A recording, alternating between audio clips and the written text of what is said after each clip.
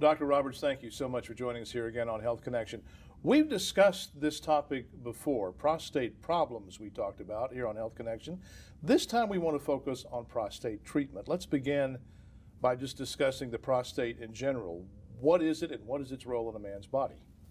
Well, the prostate's a gland that sits below the urinary bladder, and its role is in reproduction. Once a man is through his reproductive years, its accessory role in that function is no longer needed, and it actually has no further function. It becomes an issue because of its location in the urinary tract. Well, we know generally that as a man ages, the prostate can become larger. Why does that happen? The short answer is we don't know. It tends to be more common as we get into our 50s, and every decade thereafter tends to get bigger, and therein lies the problem. Well, as it gets larger, what are the common signs that we're looking for to tell us that our prostate's getting bigger? So for a man, we talk about obstructive symptoms. We talk about stopping and starting of the urinary stream, getting up at night, struggling with the urinary flow in the early course of prostate enlargement symptoms. Later, it can cause complete obstruction, pain, bleeding, or infections if it were to go unchecked for years. There are medical interventions for this. There are surgical interventions for this. How do you know whether a man benefits from medication or whether you need to intervene with surgery? So typically our treatment is predicated on symptoms, lacking any complete obstruction or infections. And when to treat a man depends on his quality of life. And if it affects his quality of life, then it merits treatment. Classically, we've started with medical treatment and progressed to more aggressive treatments depending on the level of symptomatology. But some newer minimally invasive treatments have actually been used as first-line treatments. Well, let's talk about those. What are some of the surgical interventions that are available today, and which are the most effective? So the classical surgical intervention is a resection of the prostate, and it's been done by urologists for decades. And it's still considered the gold standard, but it is more invasive. It involves cutting and cautery and a catheter. And some of the newer minimally invasive treatments don't involve those things, and they become more advantageous and more useful because of their lack of invasiveness or minimally invasive nature. One such newer procedure called UroLift. What is it?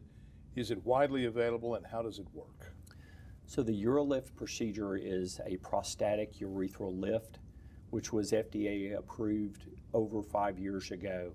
And it involves relieving the obstruction from the sides of the prostate with a minimally invasive suture to remove the obstructing part of the prostate gland from the urine channel so that the obstructive symptoms can be relieved. Is it fair to say, see if my anatomy understanding is correct, that the prostate kind of wraps around the urethra, the tube that empties the bladder? It envelops the urinary channel as it leaves the prostate, and as it grows in, most typically from the sides, it causes those blockage symptoms that we spoke of earlier. Okay. The procedure we just talked about, UroLift, is it permanent? Does it last the rest of your life, and are there any untoward side effects? So medically we say it's durable. All of our treatments for prostate enlargement, we talk about do they work and do they last, or are they durable?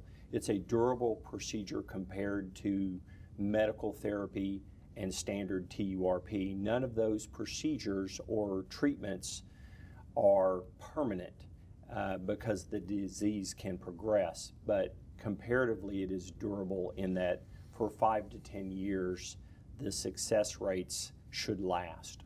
Are there any untoward side effects?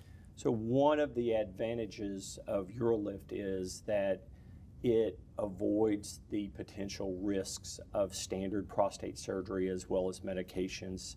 That procedure, the UroLift, does not affect sexual function. It does not affect continence. It basically avoids those risks associated with medical therapy or standard prostate surgery. So UroLift, how long does that type of surgical procedure take, and is it inpatient or outpatient? It's typically a 10 to 15 minute procedure. It's done as an outpatient. It does not involve a catheter after the procedure, and most men go home within an hour and go about their day. So it's then local anesthesia? It's done with sedation. Okay, all right. Recovery time, I think you just answered the question, but let's talk about recovery time.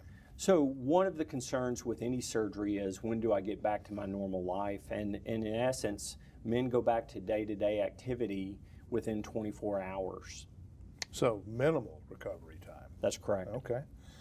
Does this type of procedure reverse some of the problems caused by enlarged prostate, or does it just relieve them entirely?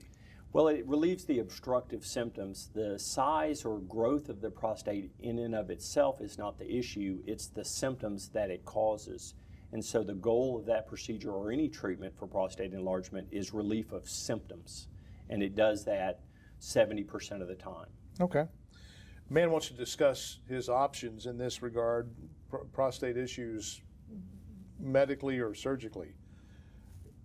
Is that a conversation with a urologist? Absolutely. I think that when symptoms become bothersome or they affect someone's quality of life, it merits workup or evaluation. Very well, doctor. Interesting news. Thank you very much. My pleasure. Thank you.